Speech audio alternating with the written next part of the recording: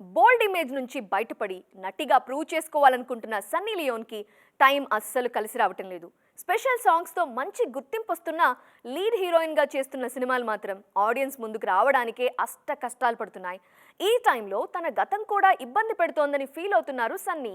Adult industry నుంచి బాలీవుడ్ కి entry ఇచ్చిన సన్నీ లియోని ఇప్పుడు నటిగా ప్రూవ్ చేసుకోవాలి అనుకుంటున్నారు. బాలీవుడ్ లో గ్లామర్ ఇమేజ్ మాత్రమే రావడంతో హీరోయిన్ ట్యాగ్ కోసం దక్షిణాది బాట పట్టారు ఈ బ్యూటీ. కానీ సన్నీ ప్లానింగ్ ఒక అడుగు ముందుకి 4 అడుగులు వెనక్కి అన్నట్టుగా సాగుతోంది. నార్త్ లో మంచి ఫామ్ లో ఉండగానే వీరమాదేవి అనే భారీ పీరియాడిక్ యాక్షన్ డ్రామాను స్టార్ట్ చేశారు. మల్టీలింగ్వల్ గా ప్లాన్ చేసిన ఈ సినిమా కోవిడ్ కారణంగా డిలే అయింది. ఆ తర్వాత మలయాళంలో రంగీలా అనే సినిమాని స్టార్ట్ చేశారు.